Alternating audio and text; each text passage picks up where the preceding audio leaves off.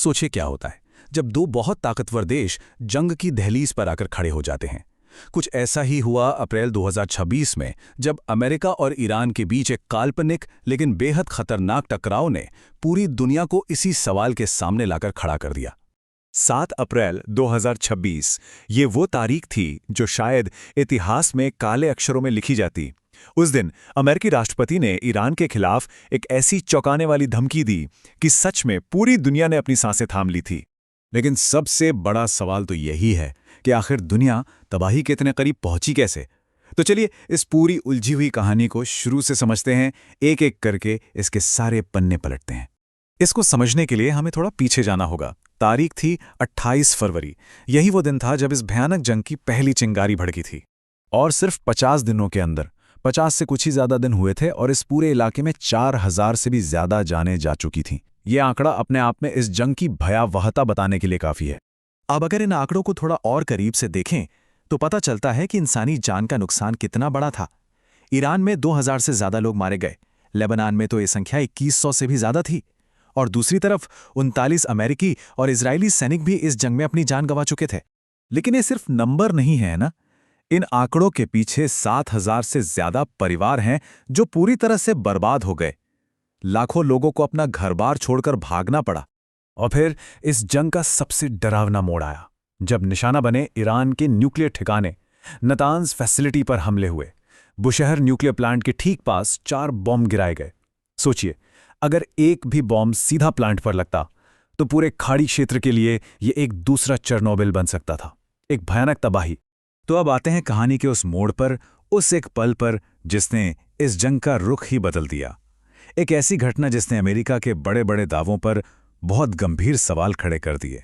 3 अप्रैल का दिन था। एक खबर आई जिसने सबको हैरान कर दिया। खबर ये थी कि ईरान ने अमेरिका का एक F-15E strike eagle fighter jet मार गिराया है। अब ये बात इसलिए बड़ी थी क्योंकि राष्ट्रपति ट्रंप लगातार कह रहे थे कि ईरान के एयरस्पेस पर अमेरिका का पूरा पूरा कंट्रोल है। इसके बाद जो हुआ वो सच में किसी एक्शन फिल्म जैसा था।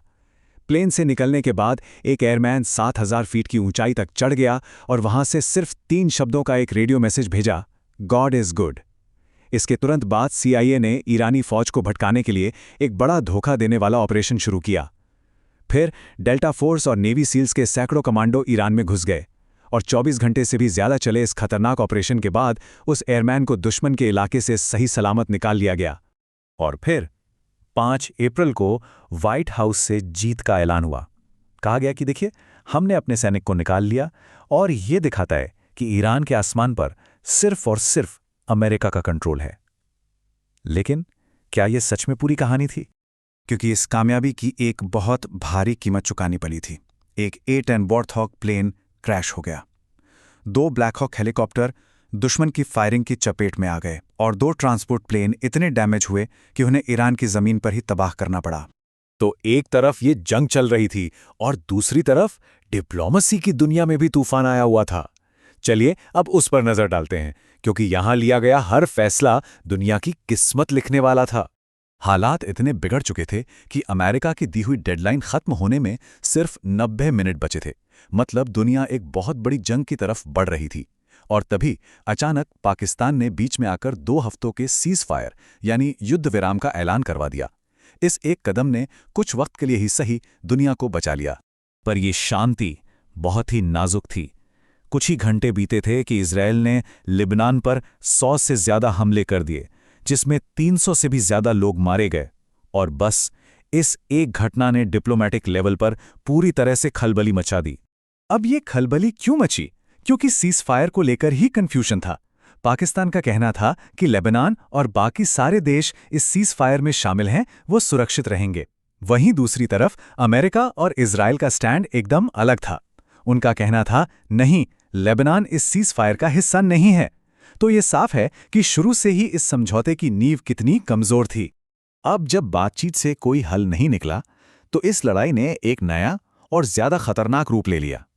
अब ये जंग मैदान से हटकर इकोनॉमी यानी अर्थव्यवस्था के मोर्चे पर आ गई थी।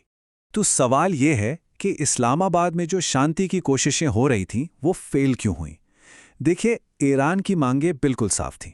वो चाहते थे कि सारे प्रतिबंध हटे, अमेरिकी फौज वापस जाए और उन्हें यूरेनियम एनरिच करने का अधिकार मिले। लेकिन बात कहाँ आकर अटक गई? बात अटकी ईरान के न्यूक्लियर प्रोग्राम को बंद करने के टाइम पीरियड पर। और यहीं पर सारा पेंच फंसा हुआ था। अमेरिका की मांग थी कि ईरान अपना न्यूक्लियर प्रोग्राम 20 साल के लिए रोके, जबकि ईरान कह रहा था कि वो सिर्फ 5 साल के लिए तैयार है। ये इतना बड़ा गैप था कि इसे भरना नामुमकिन हो गया। इसके बाद तो होर्मुज़ स्ट्रेट को लेकर जो हुआ वो और भी ज्यादा कंफ्यूजिंग था। 17 अप्रैल को ईरान ने ऐलान किया कि ये रास्ता कमर्शियल जहाज़ों के लिए खुला है। सबने राहत की सांस ली। लेकिन अगले ही दिन 18 अप्रैल को ईरान ने पूरा यू टर्न ले लिया और ऐलान किया कि स्ट्रेट फिर से बंद है। इस एक फैसले से दुनिया भर की शिपिंग और तेल के बाजारों में हड़कंप मच गया। तो इन सब घटनाओं के बाद आज हम कहाँ खड़े हैं? सच तो ये है कि ये संकट अभी भी खत्म नहीं हुआ है, बल्कि एक बहुत ही खतरनाक मोड़ पर है और शांति बस एक पतले से धागे से लटकी हुई है। हाँ, एक अच्छी खबर जरूर है। इजराइल और लेबनान के बीच 10 दिनों का एक अलग सीज फायर हुआ है। लेकिन ये बात हमें भूलनी नहीं चाहिए कि जो असली टकराव है अमेरिका और ईरान के बीच, वो अभी भी एक सुलगती हुई आग की तरह है जो कभी भी भड़क सकती है। तो चलिए आज यानी 22 अप्रैल 2026 की पूरी तस्वीर को एक साथ देखते हैं। अमेरिका ईरान का 2 हफ्तों वाला सीज फायर आज खत्म हो रहा है। न्यूक्लियर प्रोग्राम वाला जो मुख्य मुद्दा था वो अभी भी अनसुलझा है। हॉर्मुज़ स्ट्रेट पर अमेरिका और ईरान दोनों की तरफ से नाकेबंदी जारी है और इस सब के बीच इजराइल एक वाइल्ड कार्ड बना हुआ है, एक ऐसा खिलाड़ी जिसके अगले कदम के बारे में कोई कुछ नहीं कह सकता। तो सीज फायर खत्म हो रहे हैं, भरोसा पूरी तरह से टूट चुका है। ऐसे में सबसे बड़ा और सबसे डरावना सवाल एक ही है, परसों क्या होगा? ये वो सवाल है जो पूरी दुनिया को एक अनिश्चित भविष्य की दहलीज पर लाकर खड़ा कर देता है।